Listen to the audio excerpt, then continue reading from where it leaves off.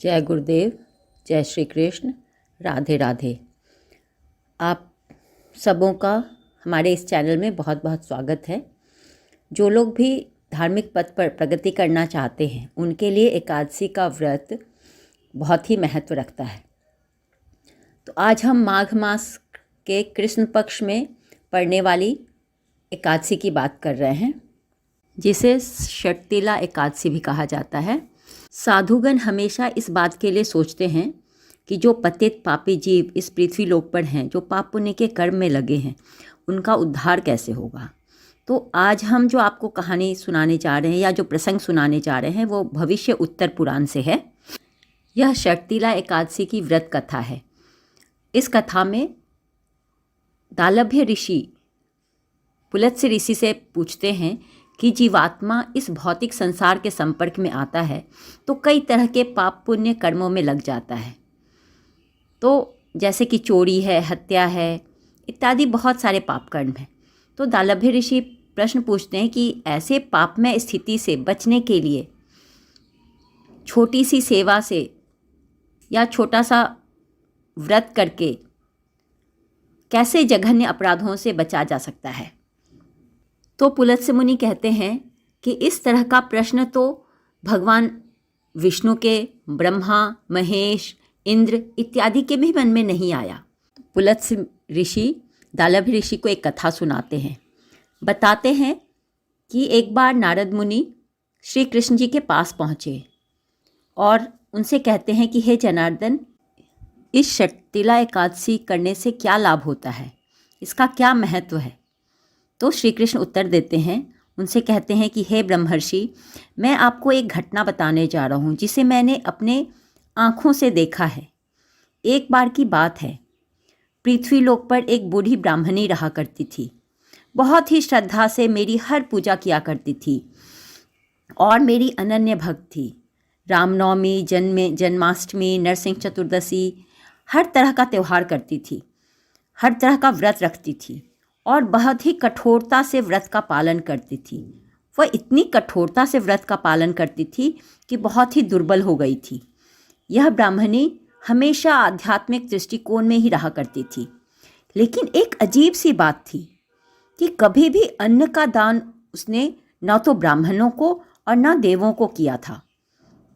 लेकिन अपनी तपस्या और अपनी सेवा के कारण, अपनी निष्ठा के कारण इतनी योग्य बन चुकी थी कि ये आध्यात्मिक धाम को प्राप्त कर सकती थी, जहाँ कोई भी साधारण जीव नहीं जा सकता। श्री कृष्ण कहते हैं नारद मुनि से कि हे ब्रह्मर्षि, मैं बहुत जिज्ञासु था, इसका कारण क्या है।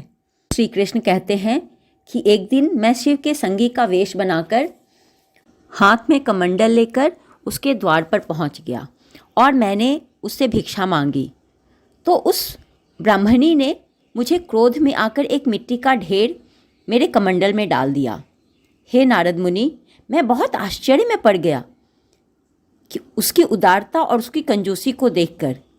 उदारता कि वो इतना मेरे प्रति समर्पित है, मुझे मेरा व्रत रखती है, इतनी कठोरता से मेरा व्रत करती है। और दूसरी तरफ उसकी कंजूसी कि कोई भिक्षा मांगने आया तो उसने मिट्टी का ढेर दे दिया। लेकिन अपनी भक्ति, तपस्या और दान के बल सशरीर वो एक बार मेरे धाम को प्राप्त होती है। उसने जो मिट्टी का ढेला दिया था उसका मैं सुंदर सा घर बनाकर मैं उसे दे देता हूँ। जब वह उस घर में जाती है तो देखती है कि वह घर पूरी तरह से खाली है, ना तो कोई भोजन सामग्री है और ना ही किसी तरह का कोई धन है। बहुत परेशान होती है और परेशान होकर मेरे पास आकर कहती है कि हे प्रभु, ये किस कारण सिर्फ मुझे घर मिला है, मैं इस घर में कैसे रहूं। तो कृष्ण नारद जी से कहते हैं कि हे महर्षि, मैंने उस ब्राह्मणी से कहा कि आप अभी अपने घर जाइए और कुछ समय बाद आपके द्वार पर कुछ देव पत्नियाँ आएंगी। वो देव पत्नियाँ आपके दरवाज़ा को खटखटाएंगी, आपको द्वार खोलने के लिए कहेंगी, लेकिन आप अपना द्वार मत खोलना। उनसे पूछना कि षटतिला एकादशी के गुण और महत्व क्या हैं, वो बताएं। जब वो बताएं तभी आप अपने द्वार को खोलना। कुछ ही देर बाद देव पत्नियाँ आती हैं और द्वार खटखटाती हैं। वह ब्राह्मणी उनसे शर्तिला एकादशी के गुणों और महत्व को पूछती हैं। उनमें से बहुत सारी देव पत्नियों को नहीं पता था, वो लौट जाती हैं।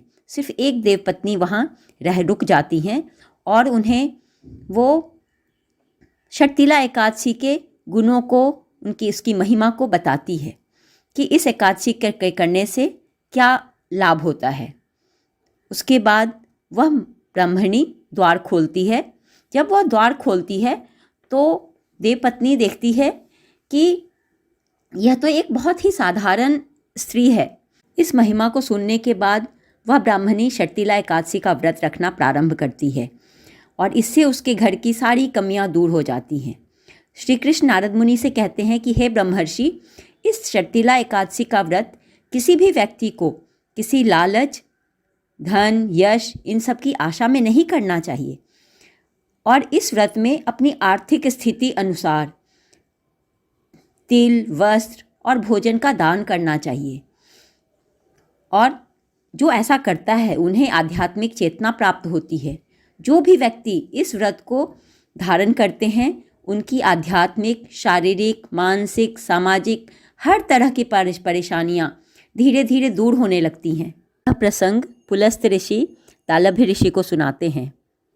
यह शर्तिला एकादशी की कथा जो व्यक्ति भी एकादशी करता है और जो नहीं करते हैं उन्हें भी ज़रूर सुननी चाहिए। इससे इस एकादशी का उन्हें ज़्यादा से ज़्यादा लाभ प्राप्त होता है। इस एकादशी के दिन स्नान करते समय जल में थोड़ा तिल डालकर तब स्नान करना चाहिए। तिल का उपटन लगाएं अपने अंगों पर। स्नान के बाद तिल का हवन करें। जल में तिल डालकर उसका पान करें। तिल का दान करना चाहिए और तिल की मिठाई का ही प्रभु को भोग लगाएं। शर्तिला एकादशी का विशेष उपाय है कि इस दिन अपने पितरों को जल में तिल डालकर जरूर जल देना चाहिए। इससे हमारे पितृ तृप्त होते हैं और हम पर उनकी कृपा बनी रहती है। पितरों की कृपा बने रहने से घर में धन धान्य सुख संपत्ति की वृद्धि होती रहती है। धन्यवाद। जय श्री कृष्ण। राधे राधे। जय गुरुदेव।